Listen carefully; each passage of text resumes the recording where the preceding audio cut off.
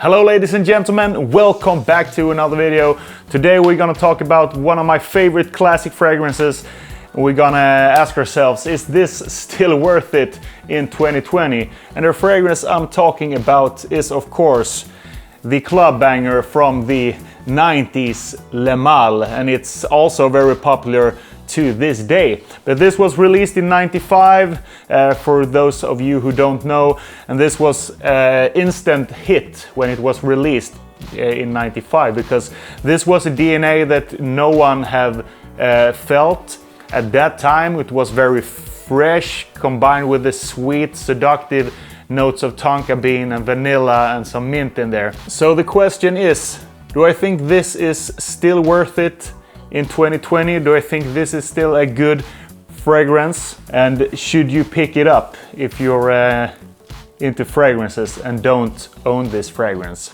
Me personally, I think this is like a revolution in the fragrance game, because when this came out, I remember my dad had it and he has it till this day, and it got a lot of compliments back then. I've heard from my dad that he said he got a lot of compliments at work and stuff like that. So I also bought this fragrance when I was pretty young, and of course I got a lot of compliments then as well. And I wore this fragrance from I was like 18 to like 27.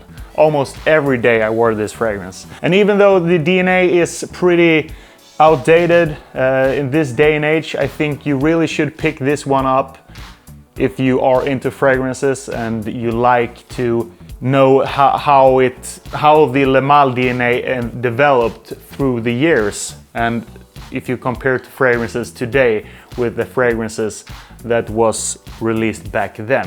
For those of you who don't know, this is a fragrance that is mixed, perfect mixture between the fresh with the sweet and seductive notes. And then they have sprinkled a little bit of mint as well on this fragrance. So that, I think, the combination between the mixture of fresh and sweet seductive type of notes in there, that was the thing that made this so successful back in the 90s and still to this day.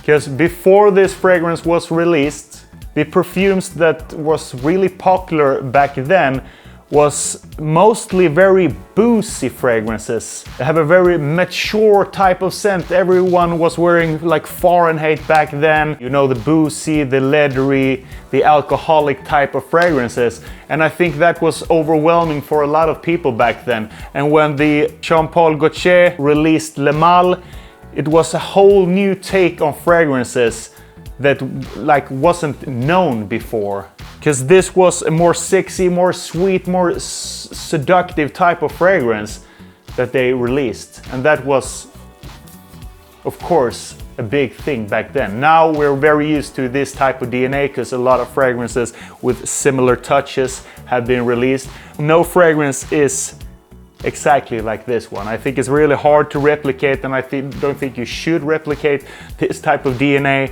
because if you're a frag head, you're really into fragrances, you of course know that it's a really milestone, I think, in the perfume industry. When this was released, it was something totally different. And I think this is comparable to the Acqua di Gio, because both of these type of fragrances, even though the Acqua di Gio is more aquatic type of fresh citrusy fragrances, this is more club fragrance. They have similarities because they're both one of the most sold fragrances, or I think Acqua di Gio is the most sold fragrances overall in the world, and this is like on the second place, I think. So they have a legacy behind it, and I think they could back it up even to this day, because you can wear this even to this day and age, you know. There's some pros and cons of wearing a fragrance that have almost 30 years, you know, that's been released for 30 years. That a lot of people have negative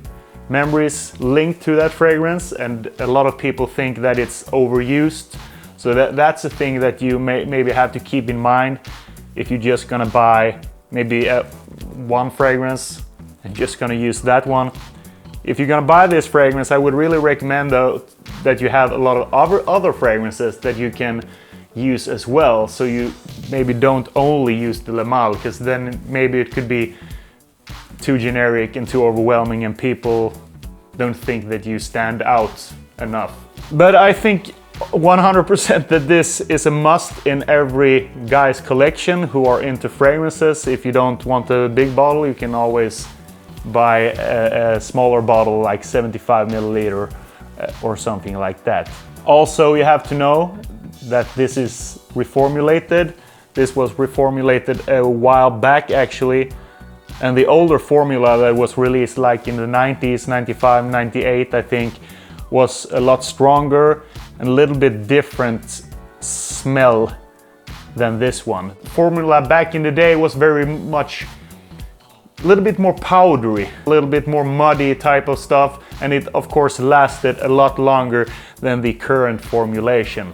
100% pick this one up, guys, if you are into fragrances and you don't own this fragrance, because it works today 100%, but the cons of owning a fragrance that is so old and so overused, it is that you don't stand out that much. So if you're a guy that wants to stand out in the crowd and just don't want a fragrance that smells good, you know, you want to have something different, something new, this is nothing for you. So this is Le Male, and I of course think is really good.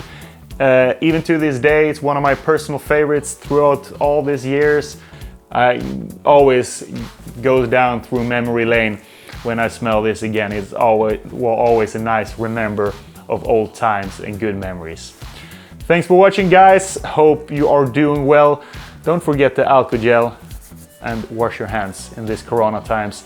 And of course, guys, now then this time is ahead of us and a lot of people are afraid to go out in groups and stuff like that. It's hard for me to do this street reviews that I know a lot of you guys like, including me, really fun to make.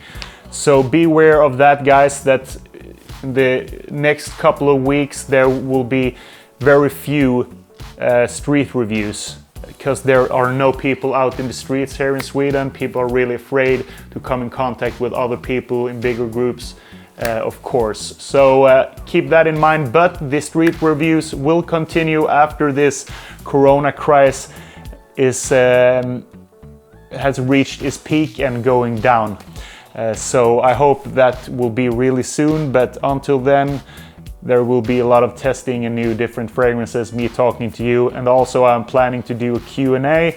So if you guys have any questions to me, now that I have more spare time and can do more videos, please leave your questions in the comment section and I will answer them in the next video if I get enough questions to do a video about. So that was it for today, guys. Hope you have a lovely week. See you the next time. Bye bye.